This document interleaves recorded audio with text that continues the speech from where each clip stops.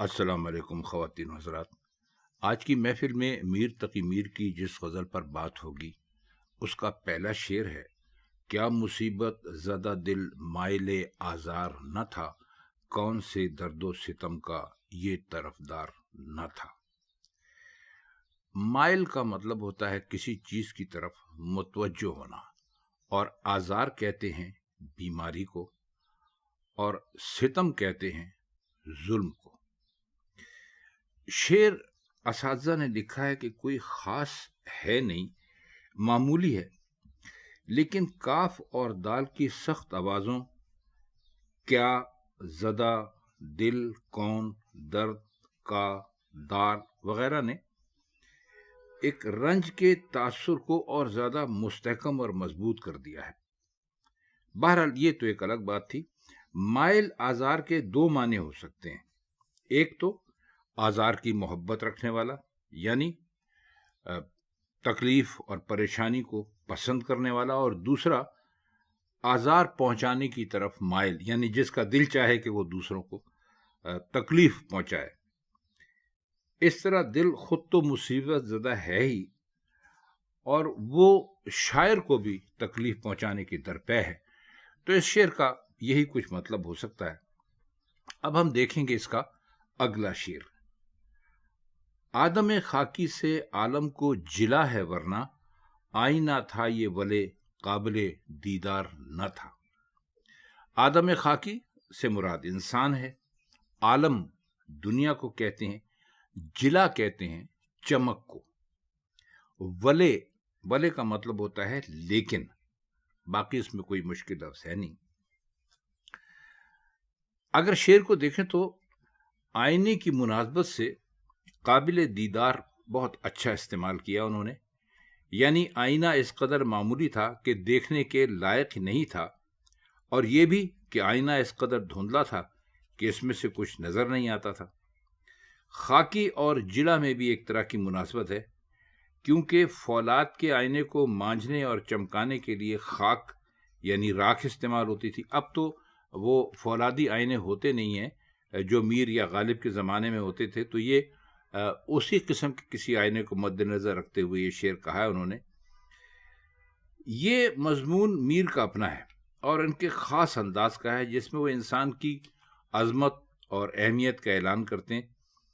शेर में ये पहलू भी दिलचस्प है कि आदम खाकी ने आलम को जिला किस तरह दी, और आदम खाकी के दुनिया में आने से पहले ये आलम किसका आईना था, और आईना होते हुए भी रोशन या काबिल दीद न था।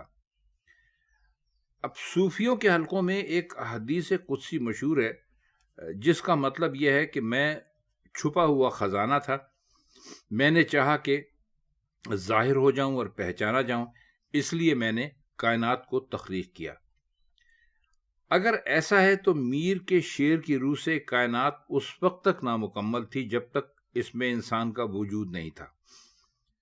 अब देखिए ना, आईना मुकम्मल तब होता है जब इसमें जिला हो और कुव्वत इनकास हो। कुव्वत इनकास क्या, यानी जिस चीज को देखे उस चीज को दिखाए भी, यानी जो चीज उसमें जाके, जैसे आईने के ऊपर अगर आप कोई रोशनी डालते हैं तो वो रोशनी वापस आती है, तो उसको इनकास कहते हैं या मुनक्किस होना कहते हैं।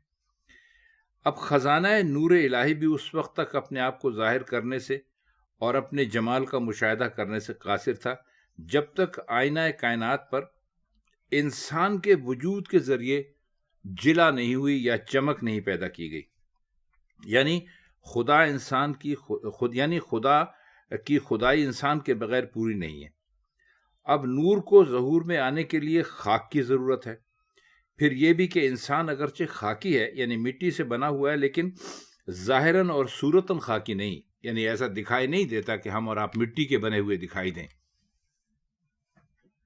तो इसे ज़ाहिरन और कह सकते हैं आप कि ऐसा दिखाई देता नहीं है, और ना सूरत से ऐसा दिखाई देता है।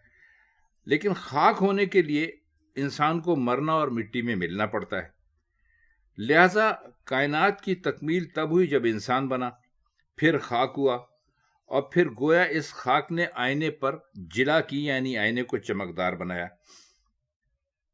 کہا جاتا ہے کہ موت نہ ہو تو انسان خدا کو ماننے سے انکار کر دے، لہذا انسان نے مر کر یعنی خاک ہو کر خدا کے وجود کو ثابت کیا۔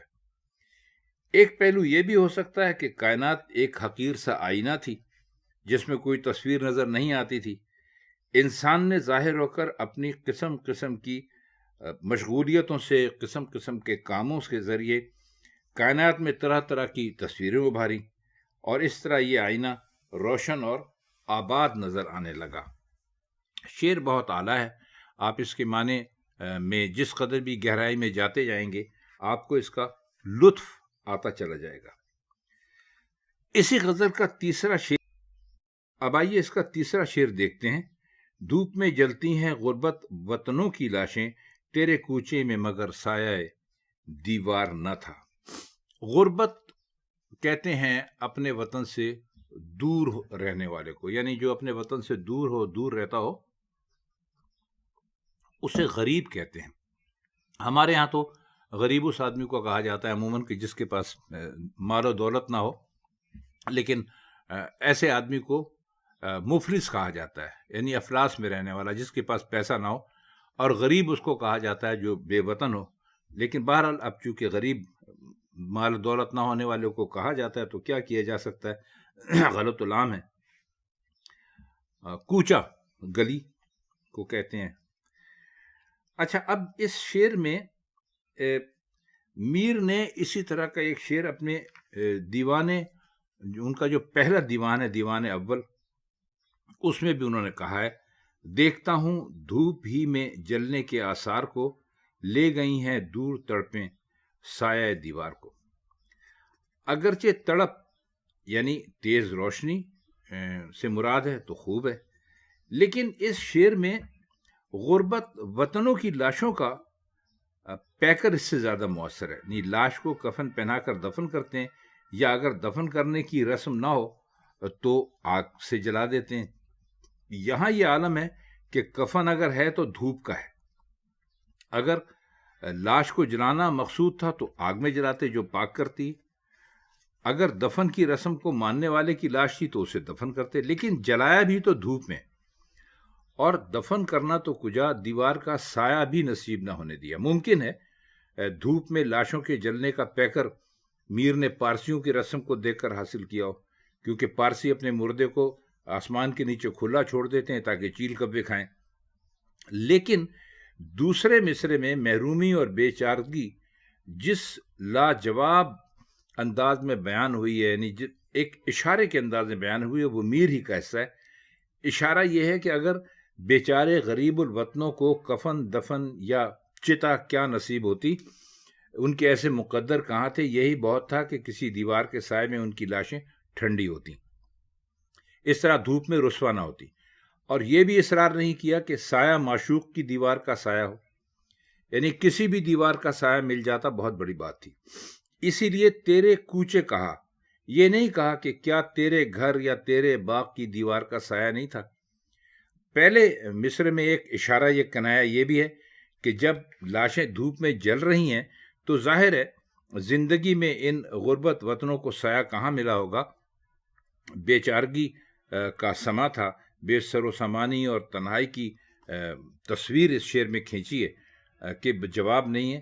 اور میر نے بہت ہی غیر معمولی شعر کہا ہے، غربت وطنوں کی بھی بہت عمدہ اور تازہ، یہ سمجھ لیجئے کہ ترکیب میر صاحب نے اس شعر میں استعمال کی ہے، تو بہت ہی اعلیٰ شعر ہے۔ اس کا چوتھا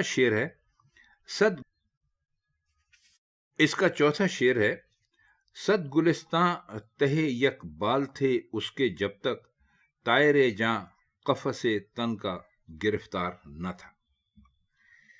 صد گلستاں کا مطلب ہے 100 باغ، 100 کو کہتے ہیں۔ تہ یا تہ کہتے ہیں نیچے کو، اور طائر کہتے ہیں پرندے کو، قفس کہتے ہیں پنجرے کو، اور قفس سے تن جسم کا پنجرہ یعنی انسانی جسم کی بات کی ہے انہوں نے۔ فرماتے یہ ہے کہ انسان جب تک عالم ارواح میں تھا، یعنی ہمارے عقیدے کے مطابق انسان دنیا میں آنے سے پہلے روحوں کی دنیا میں رہتے ہیں اور اس کے بعد پھر ان کو ان کا گوشت پوست اور جسم بنا کر وہ جو بھی طریقہ ہے اس سے اللہ میاں لاتے ہیں اور وہ روح اس کے اندر ڈال دیتے ہیں. تو کہتے ہیں کہ جب تک انسان عالم ارواح میں تھا ہر چیز اس کی تھی کیونکہ وہ لامحدود تھا. جب جسم کی قید میں ہو کر دنیا میں آیا تو محدود ہو گیا. اس کی قوتیں اور صلاحیتیں بھی محدود ہو گئیں. یہ اصل میں صوفیوں کا مضمون ہے. میر نے طائر جاں اور قفس تن کے عام استعاروں سے لے کر سینکڑوں گلستان کا اپنے بازوؤں کے نیچے ہونے کا نیا استعارہ پیدا کر دیا ہے. شعر ہے: رات حیران ہوں کچھ چپ ہی مجھے لگ گئی میر، درد پنہا تھے بہت پر لب پہ. اس کا آخری شعر ہے: رات حیران ہوں کچھ چپ ہی مجھے لگ گئی میر، درد پنہا تھے بہت پر لبے اظہار نہ تھا. پنہا شاید آپ کو اسی غزل میں بتایا چھپے ہوئے کو کہتے ہیں، اور لب کہتے ہیں ہونٹ کو. لب اظہار کا مطلب ہے بات کرنا. ظاہر ہے ہونٹوں کی مدد سے انسان بات کرتا ہے تو اس لیے لب اظہار انہوں نے کہا ہے.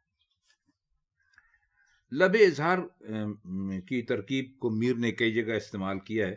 جو میر یعنی اپنے آپ کو کہہ رہے ہیں کہ حیران ہوں کہ رات مجھے کچھ چپ ہی لگ گئی. چپ لگنے کی شاید وجہ یہ بھی تھی کہ معشوق کے سامنے پہنچ کر حیران ہو گئے، اور اب جب اس کے سامنے نہیں ہے تو اپنی حیرانی پر حیران ہو رہے ہیں. کچھ چپ ہی مجھے لگ گئی میں روزمرہ کا بڑی خوبی سے استعمال ہوا ہے. حیران ہوں کا فقرہ جس صفائی سے ایک جملہ معترضہ سمجھ لیجئے وہ بن گیا ہے، وہ بڑے بڑوں کے بس کی بات نہیں ہے. درد کو پنہا کہنے اور صرف الفاظ کو ان کا ذریعہ قرار دینے میں ایک چھپی ہوئی بات یہ ہے کہ ضبط غم کے باوجود غم ابھی چہرے پر نمایاں نہیں ہوا ہے. یہ بہت کمال کی بات ہے، اور یہ اس کو کہنا اس طرح سے باندھنا بہت ہی مشکل کام ہے. بہرحال بہت خوب ہے. ایک شعر اس سے کچھ ملتا جلتا ذہن میں آ گیا، وہ بھی سن لیجئے. جو دیکھے گی گل رخوں کو لاؤبالی، بجا ہے گر لب اظہار باندھے. تو اس شعر کا یہی کچھ مختصر سا مطلب ہو سکتا تھا.